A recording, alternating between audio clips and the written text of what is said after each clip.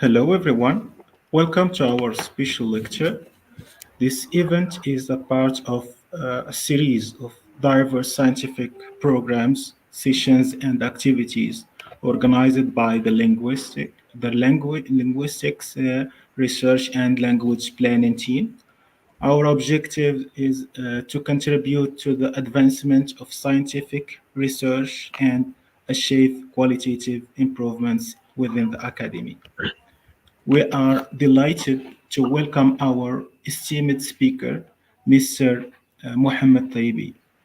I would like also to express our sincere gratitude to Dr. Marwan Sakran, the President of the Academy, and the Vice President, Dr. Safia Kassas, as well as the Executive Director, Mr. Yassin Jamal Idrisi, Dr. Abdelkader Bintwati, the Director of the Linguistic Research and Language Planning Team, and Ms. Sukaina Albaz, along with all the esteemed members of our Academy. They all provide valuable contributions towards disseminating knowledge and organizing these international scientific events that bring together distinguished researchers from diverse academic disciplines. We So, also extend a warm welcome to the researchers and attendees joining us on the scientific platforms and YouTube. Additionally, we welcome all members of Beit Lisaniat Academy. I would like to mention that there are opportunities to participate with your own research as a part of this series within Beit Lisaniat. You are encouraged to engage in the discussion by posting your questions and comments in the live chat throughout this session. Please note that we will share the attendance confirmation link with you during the event in the chat. Finally, we kindly request our valued followers to support the Academy efforts by subscribing to the channel and clicking the like button to stay updated on upcoming events and activities. Now, let me introduce our guest speaker, Professor Mohamed Taibi. He is an accomplished academic and educator with a diverse educational and professional background. He holds a BA in English Studies, focusing on linguistics. After completing his undergraduate studies, Professor Taibi pursued master degree in languages, Moroccan culture, and ecology. Now he is continuing his academic journey by undertaking a doctoral studies on communication at the Faculty of Letters and Human Science in Wajda. Professor Taibi has been serving as a high school teacher for the past 10 years. He is currently enrolled in an MA program in translation, culture, and digital media at the Faculty of Nadur. Professor Taibi diverse educational background spanning linguistics, languages, culture, and communication, combined with his extensive teaching experience, position him as a well-rounded and knowledgeable academic and educator. Mr. Taibi will present a comprehensive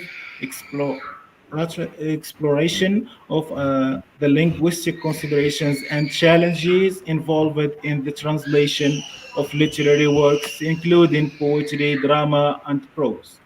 The lecture will cover the theoretical foundations, the distinctions between literary and ordinary language, and the various linguistic levels to be addressed, and conclude with a case study or case studies and specific linguistic aspects to be considered in the translation of different literary genres. Dr. Mr. Taibi, the, Dr. Taibi, what is yours, please? Thank you so much, Ahmed bin Isa. Thank you very much. I would like also to thank the Academy and all the officials guaranteeing the success of this lecture. So I would like to say that this topic is one of the important topics in translation, because translation has evolved and has been helped by artificial intelligence and new technologies, but it still faces a lot of challenges, especially in literary translation. So in this lecture, we are going to explore the linguistic challenges facing this literary translation. And as you presented, we are going to see theoretical grounds and conceptual assumptions that are going to be focused on literary language versus ordinary language, because the first challenge, the first linguistic challenge, is the type of the language that we are dealing with. Also, we are going to see the different linguistic levels involved in literary translation. And then we are going to see the attempt by different scholars and translators to translate literary works and the what they considered in doing so. Then, in the practical part, we are going to discover some practical and empirical examples. So, giving an idea about what we mean by linguistic challenges, we need to see that these challenges are first of all focused, or they concern phonological, syntactic, lexical, and semantic levels of language. So these levels constitute what is known as stylistics, or the stylistic form of language. So when we speak about language, there is a sound, and this sound is studied in phonetics and phonology. And basically, phonetics is the study, the physical study of sounds, the sounds produced by human beings to constitute a language. But phonology is a different level. It studies the functions of these sounds and how these sounds are combined and joined together to form meaningful phonemes and meaningful also words. Also, on the level of the structure, we have morphology, which is concerned with the internal forms of the words, and syntax, that is how these words are grouped together and what comes with that, such as the accordance and so on and so on. But also, language has meaning, and this meaning is divided into either a semantic meaning or a pragmatic meaning. And we're going to see basically what those means. So, semantic meaning is the dictionary meaning, the denotative meaning, but pragmatic meaning is how language is actually used in different contexts. So, what makes literary language different from an ordinary language, as Ezra Pound, the American modernist poet, thinks, is that literary language is characterized by rhythm, sound, form, more than the sense. So focus is on structural levels more than the meaning levels. So what we are going to be concerned with is the sound and the structure that is more than meaning. We have other properties that make this language different from the other language. We have the artistic sensitivity that is an indispensable ingredient in any first-rate translation of a literary work, as Naida says. So this sensitivity, you cannot change anything by anything else. You cannot take simply any word from a certain language and transfer it or transfer its meaning to another language, and simply without caring about how it is constructed, that is on the linguistic levels mentioned earlier. Also, the aesthetic level, what makes a language beautiful. So in literary language is known for making a text more beautiful. Also, what is also relevant is how literary texts are concerned either to have no specific purpose and or to be far more complex stylistically. That is, literary texts are not written for a specific purpose, that is, to convince, like marketing texts or scientific texts.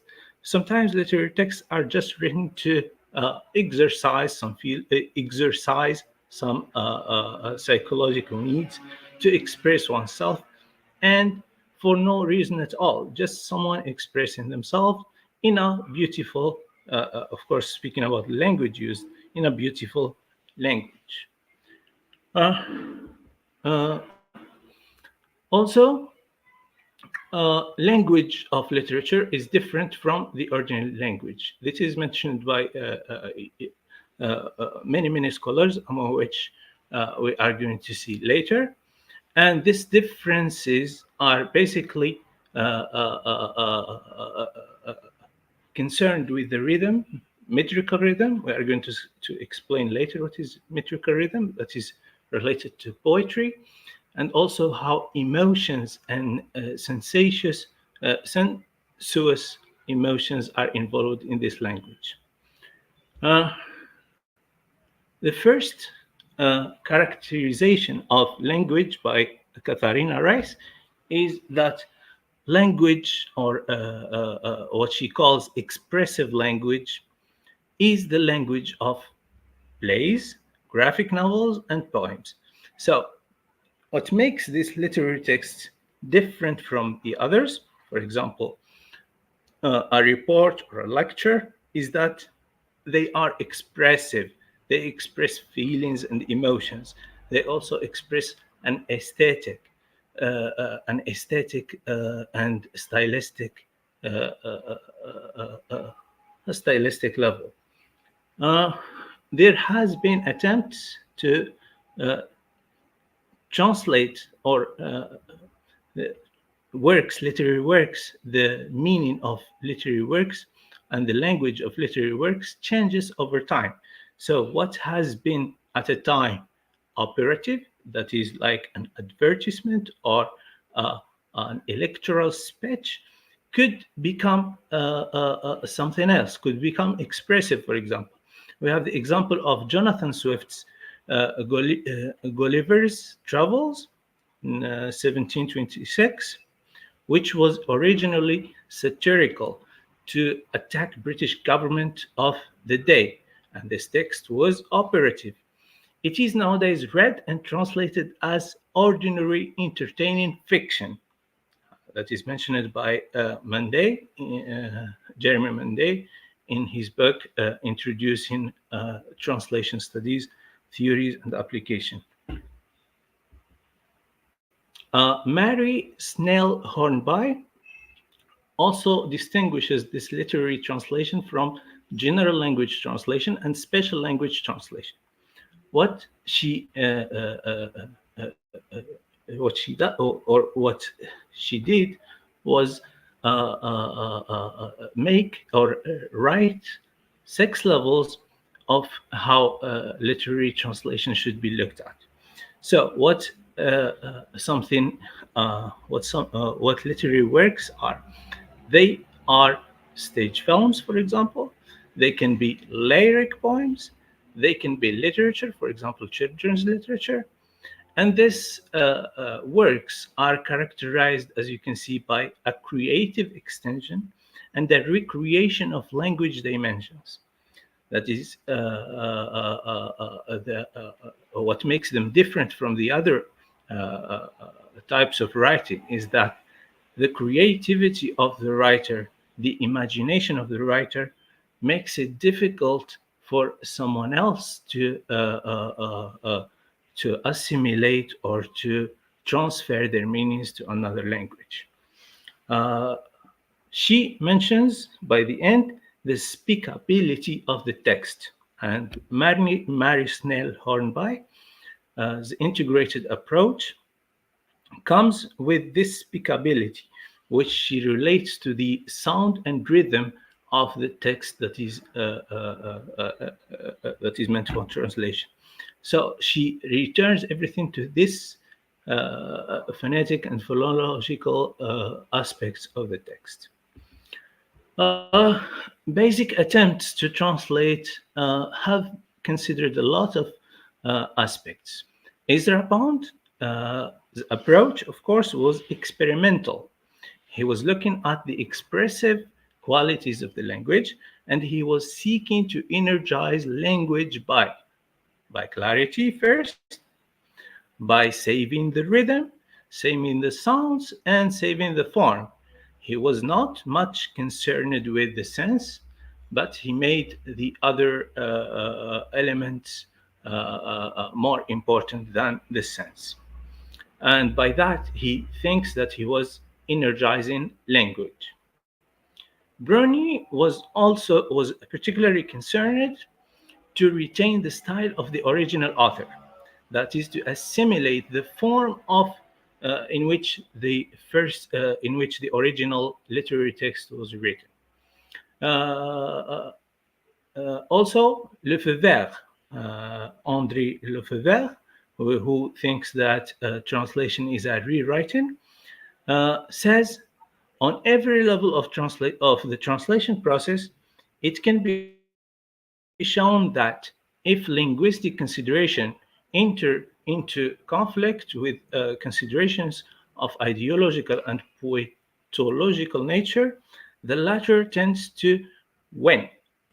So he says that people or translators are considering poetological nature and ideological meanings of literary translations at the expense of the linguistic properties of the original text. Another way of translating, or something that differs from the previous translation, is Friedrich Schleimacher's way of translating. He was for making the translated text or the target language similar as much as possible to the source language. That is, the way in which a translator is going to translate should consider the original forms, the original linguistic levels of the source language, not the target language. Also, another attempt was made by Davis in Proust. He was concerned about matching the style of the original text. That is, he wanted the translated text to be as nearly as possible reproduced, keeping, of course, the words choices, the word order, the syntax, and the repetition of words, which can be sometimes impossible to achieve given that languages are quite different from one another. Other attempts include or depend on, for example, listening to poems. A poem should be heard, should be listened to, and should not be read. Of course, the graphical form of the poem, the writing or the verses of the poem as organized by the original author are an important thing to consider while translating. But what John Filstiner was considering is this the phonetic level. That is, he needed to listen to the poem, and he needed the translation to be the translated text to be as much possible as, of course, considering the sound level as the original text. Levy also, he was concerned with how to reproduce the stylistic effects, sees that literary translation as both a reproductive and a recreative labor with the goal of equivalent aesthetic effect. Of course, this ambition seems hard to achieve, to be achieved. So Levy needed to think about reproducing this text, of course, creatively. But is this going to keep the text as it is, or is it going to create a new created text So it makes translation again quite a challenging task on the linguistic level. Lexical fidelity also has been concerned by many scholars.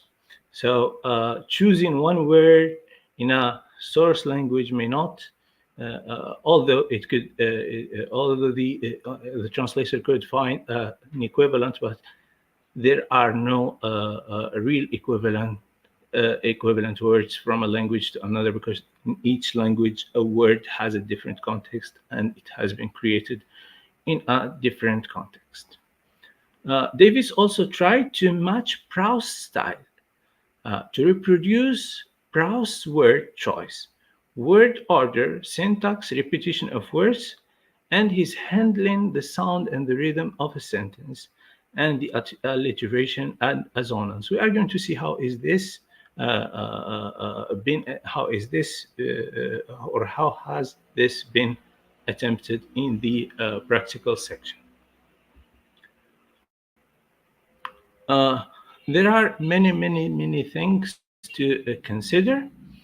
Of course, it is easy to say, like Jacobson says, poetry by definition is untranslatable, and leave everything without translation. But there are many ways of translating literary texts and keeping or challenging the linguistic barriers or the linguistic transfer from a language to another.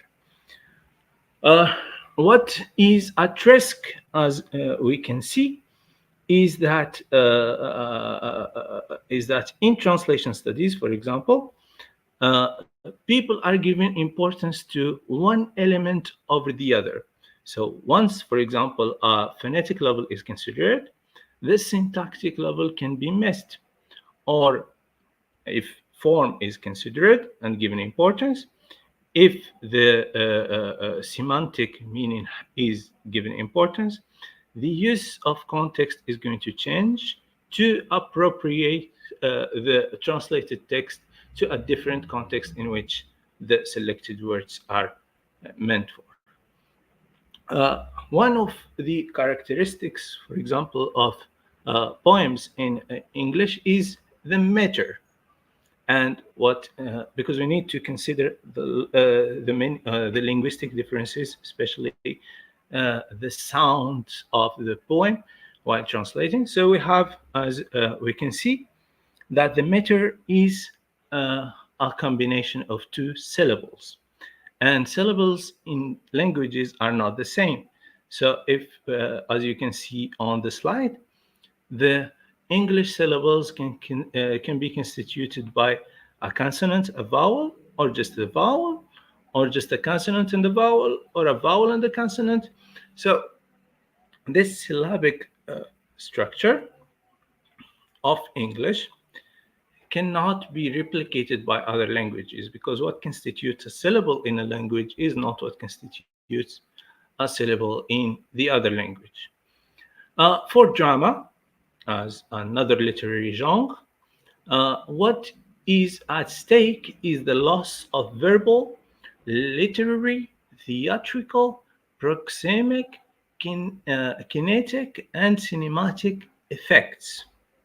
And by verbal, of course, translating a play from a language to another requires changing the language used, requires also changing the other non-verbal elements shown on the stage of the theater. So if, for example, as we have the example of Shakespeare's Othello, if in the place of a handkerchief that is meant as a material of token of love, which comes to symbolize infidelity, is translated in the source, of course, this is in the source text. Some French translators have translated it by a crucifix. And of course, in the Christian tradition, a crucifix can be a symbol of infidelity, because Jesus Christ was betrayed by his companions, and then he was, as they think, of course, crucified. In drama, in translating drama, what's at stake is not simply translating what's written, or as in poetry, what's heard, but what is audiovisual. So both are considered: what's heard on the stage and what's viewed or what's shown on the same stage. So different techniques are going to be shown in the empirical level. What characterizes drama or the dramatic language from the other languages is the pitch, the tone, which changes from, for example, a young man, or the pitch. This is the pitch, which changes from a man to a woman. So a way in which a man speaks is usually with a low pitch, but sometimes women speak with a high pitch. Also, the tone that carries a lot of emotional aspects, such as anger, such as fear, such as stress, and also the gestures. So what can mean something that is good in a place, or the way in which people sometimes hitchhike in a place, is not the same in which another group of people uses body language. Yes, Judith explains that the translator of a dramatic text is generally also obliged to disambiguate not only the words of the play, but the actions, gestures, and even attitudes of the character. Of course, the job of the translator is not to disambiguate, is not to explain, but to transfer from a language to another, to transfer meaning from across languages. And disambiguating could result in changing or betraying the source text. So what should be considered is the performability and the playability of the play.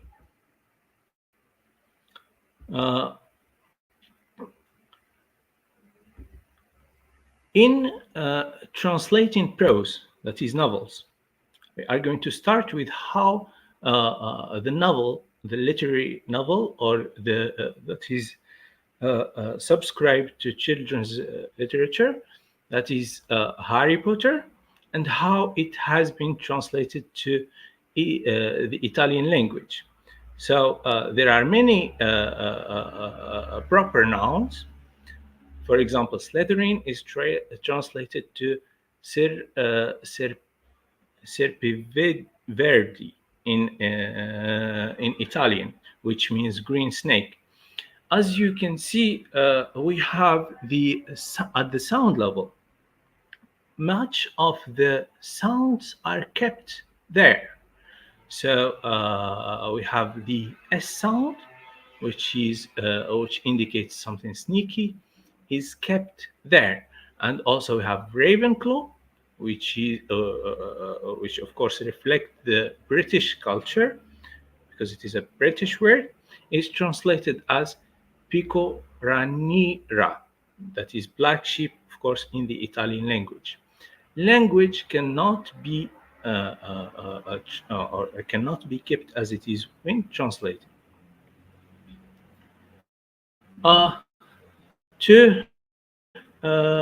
Antoine Berman speaks about a lot of ways in which translation loss occurs.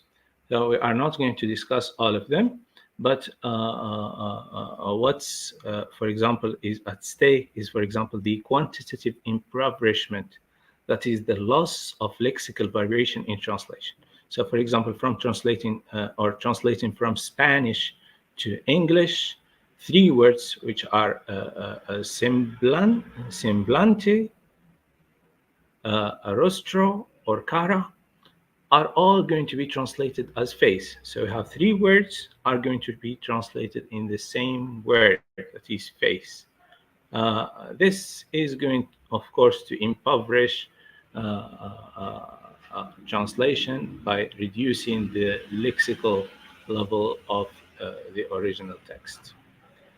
Now, in the practical level, and we are going to start with a drama text, which is The Death of a Salesman, that is written by Arthur Miller, is translated into Mort d'un commis voyageur by Jean-Claude Gramberg. So as we have in the first line, a melody is heard, and in the translated text, un air de flûte. Here we have the two texts do not start with the same thing. And we continue, played upon a flute. Nous parlons d'enfance. Of course, there is a total change of the original text. Deux pionniers et de grands espaces se fit d'abord entendre. It is a small and fine, telling of grace and trees and the horizon. Of course, there is a total deviation from the original text and the translated text. Moving on to what's happening there, we can see that the linguistic properties of the first text are being erased and replaced by other linguistic elements of or from the target language. So translating drama should consider ideolectal, dialectal, and sociolectal properties of the voice, and also should try to keep the original text as it is.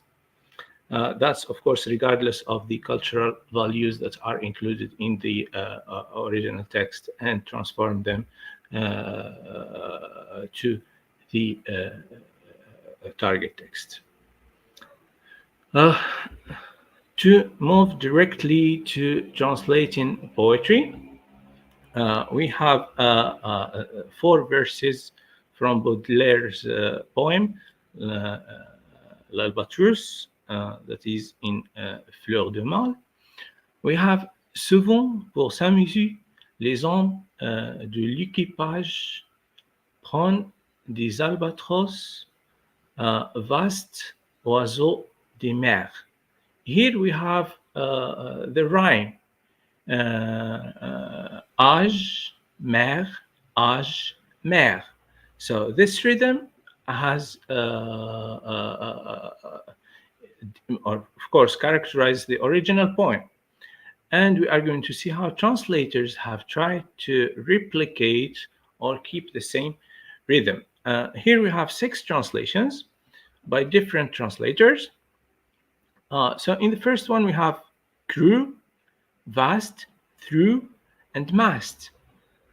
There is an attempt to keep the rhythm as it is, but it's not the first and the original one, because what's expressed in French by the sounds heard in âge, mer, is not what is heard in crew, vast, through, mast. And the same thing goes for all the other texts. For the verses translated by Wallace Foley, we can see that he did not keep any sign or any rhythm, and he tried to focus on meaning as much as possible. So we have often as an amusement, crewman, and this is meaning based, it's not form based. Moving on to other characteristics of poems, speaking, of course, about the stylistics of a poem. The poem "The Raven" by Edgar Allan Poe has been chosen to explain assonance, alliteration, rhyme, and internal rhyme. Uh, so what's in red is assonance, and assonance is the repetition of vowel sounds. So you have upon, pondered, uh, tis, visitor, this, nothing. So we have the repetition of O in the first verse and the repetition of E in the fifth and fourth verses. Alliteration, that is in yellow, you have the repetition of the first sound in words. So we have while, weak, wary. All of them starts with U. And also we have quaint, curious, and they start with k, the sound k. And also we have nod, nearly, napping. So we have a lot of alliterations. That is a lot of repetition of the same sound. And also we have the rhyme in blue. We have wary, we have lorry, and we have lore, door, and more. So you have this repetition of or, and r, which gives beauty and gives an aesthetic level to the original poem. And also you have another type of rhythm that is the internal rhythm, that is dreary, weary, napping, tapping, rapping, tapping. So this repetition gives an original aesthetic image of the first poem. Now we are going to see how it has been translated.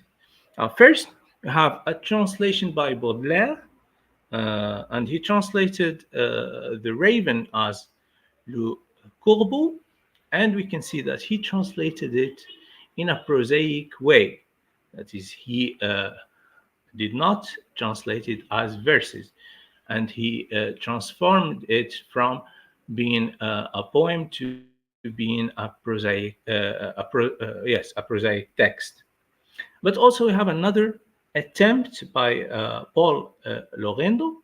He tried to keep or to replicate the sounds of the original poem, and we have city par interest nuit las je médite, and we have all of the previous stylistics are being replicated in the translated form.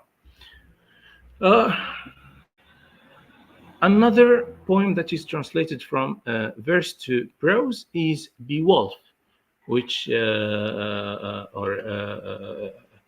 poet who wrote this poem, of course, the original poet is not known. And we can see two different translations. So we have one of them is translated by Seamus Heaney, and it was translated as verses.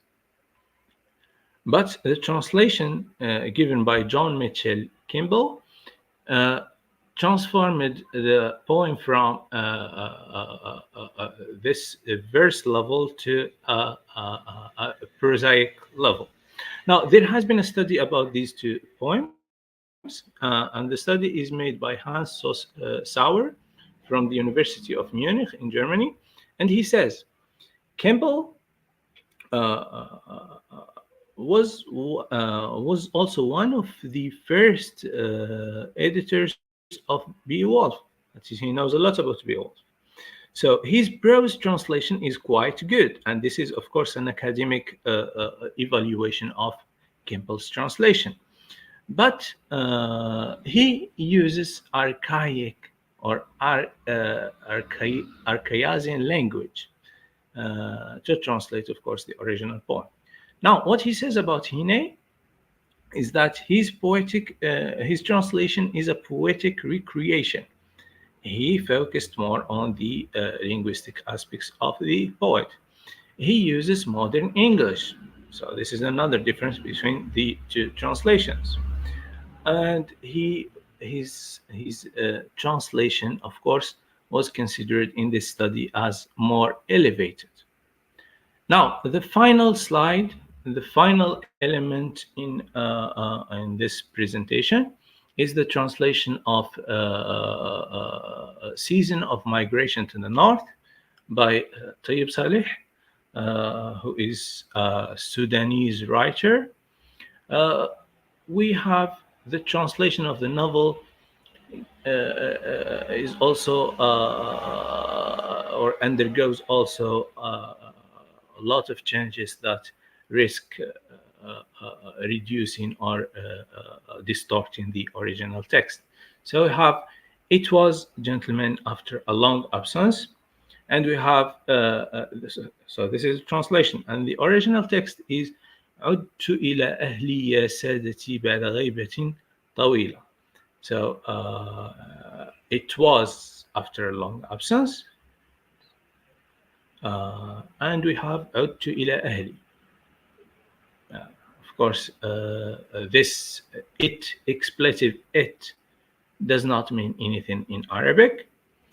It was used in English just to support the syntactic level of sentence, but in the original writing we have no "it was," and different and other elements are going to change in all the translation.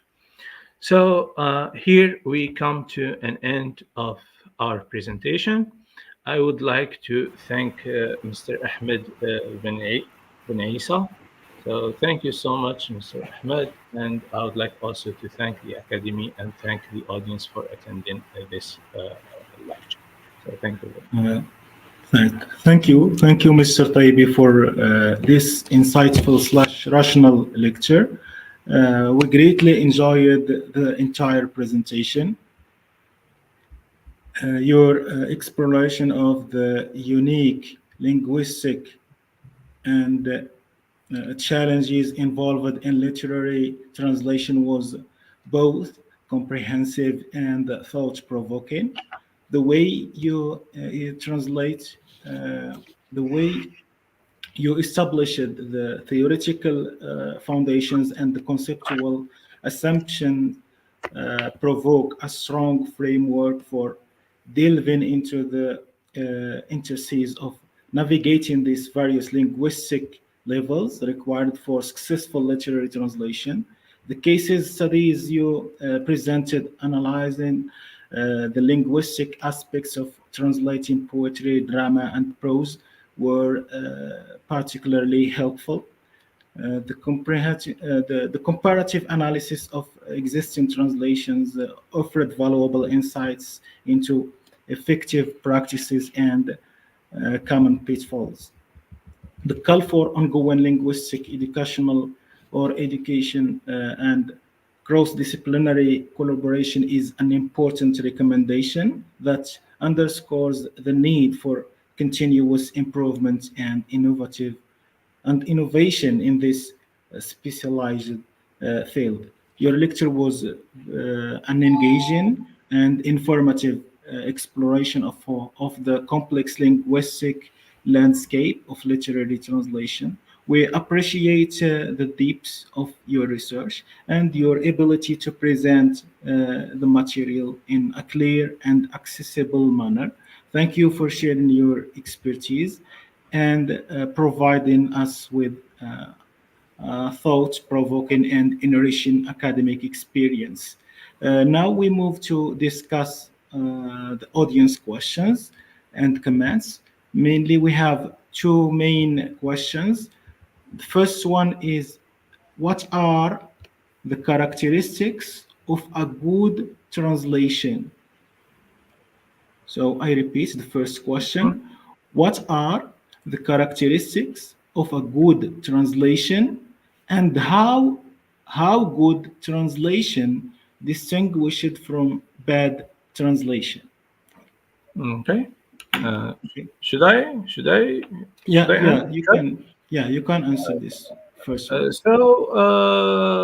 There are many characteristics that are going to make a translator better in translating, or the appropriate term to use, more adequate, or to give more, to translate more adequately, because we cannot judge, or it's rare when we find some translations that are published and judged as a bad translation. But a more adequate translation should be based on the knowledge of the two languages from which a language is, from which a translator is translating, and the language to which a translator is translating. Of course, this knowledge of languages cannot be achieved because we spend our whole lives learning a language, and we can never completely learn an entire language as it is. We can find ourselves making mistakes in our mother tongue, in the language we are speaking at home.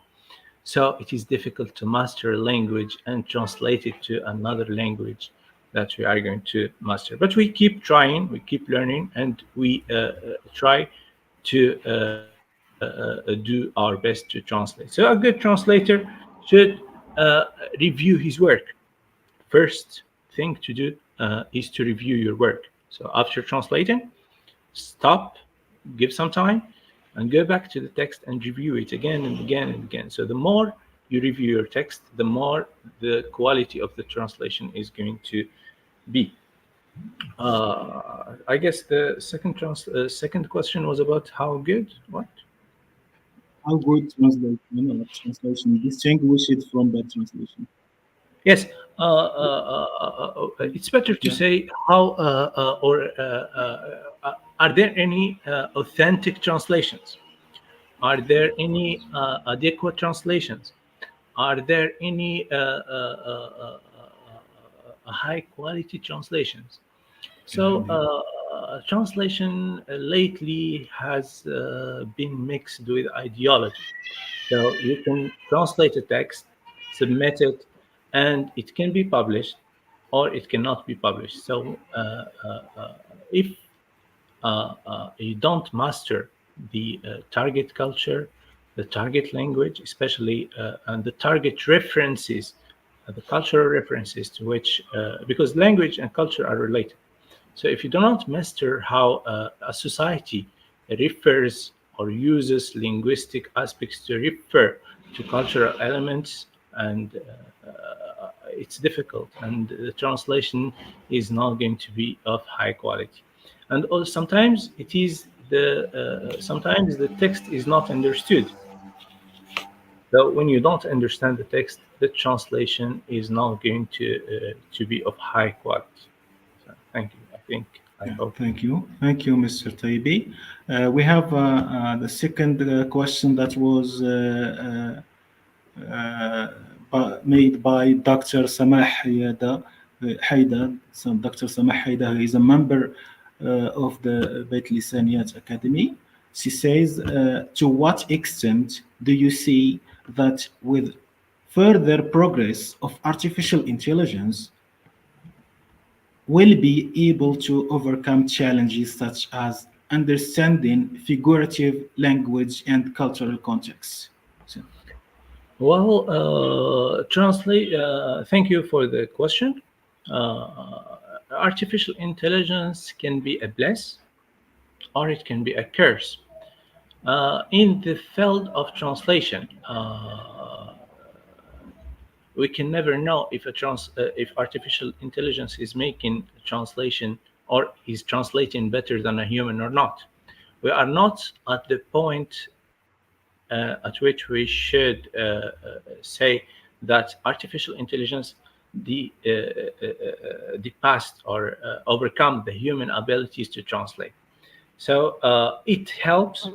Artificial intelligence is of a great help, but it needs reviewing, because you cannot simply put a text in artificial intelligence and consider what he gives you as an adequate translation. So artificial intelligence can help, can give you a pathway, and also artificial intelligence requires a comprehensible or a comprehensive input. That is, the instructions you are going to give to artificial intelligence are the ones who or are the ones which are going to make a translation good or bad. So if you are going to provide artificial intelligence with the appropriate structures according to which the translation it is going to give, I believe that the translation is going to be more adequate. But if you are going to ask artificial intelligence to just translate from a scratch, you may receive some translations which you did not expect, which are not relevant to the original text. Thank you, Mr. Taibi. Yes, as you said, the machine is learning from humans, and as good as the prompt that you provide the machine with, it give you back a certain translation based on the background and all these data that it gathers, or that or the history that it It has. learned, The yeah. same way, yeah. Yeah, so the machine may or might not overcome the human translation, but I think there are some benefits, and there will be some challenges for when we use artificial intelligence to translate a certain text. Do you have any expectations or for the future of the translation? What are the benefits and challenges that may the translator face? Of course, our future is related to technology.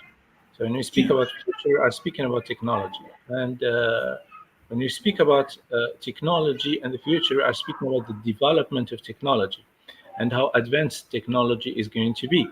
We all know that leaders of the world, that companies or international companies are investing a lot in developing these technologies. And we know that many engineers, people are working day and night in developing these technologies. So people are doing all their efforts to develop this artificial intelligence and technologies that are going to help us translate. But we can never reach a point at which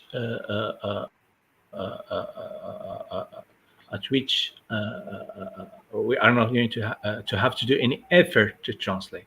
There is always an effort that is required for humans to translate, especially in reviewing translations, because now we have a lot of translators who are using AI, and these are famous translators, and they publish their translations which are assisted by AI. And also we have now machine learning. So machines are learning by themselves.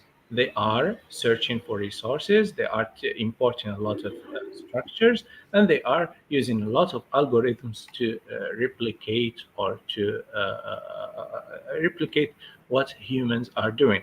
So this artificial intelligence is always trying to imitate the human intelligence. So in this way, I perceive what's coming in the future. yeah, yeah. Thank you so much, Mr. Taibi. As the moderator of this enlightening lecture, I would like to take a moment to express our sincere gratitude to Professor Mohamed Taibi for sharing his unique insights and expertise with us today.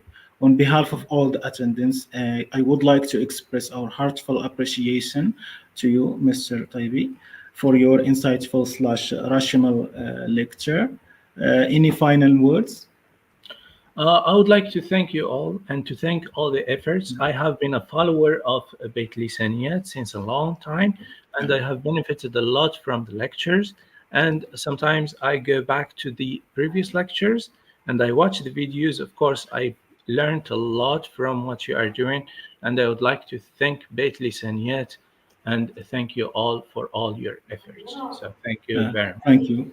Thank you. Thank you. We invite you to provide us with another lecture if you have another ongoing research, or if you want to share the findings of your previous research.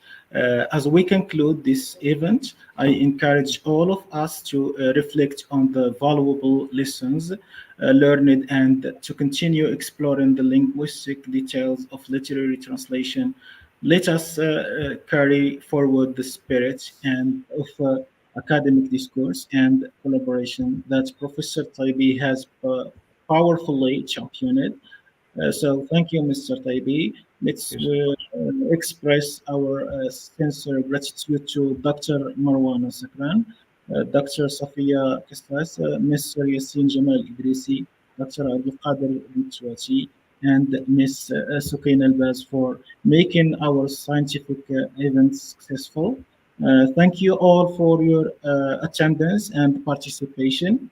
We look forward to further discussions and future opportunities to delve deeper into this fascinating and important field of study, which is the planning and linguistics and language planning. Thank you all. Thank you, Mr. Taibi, again. Thank you so much. Thank you.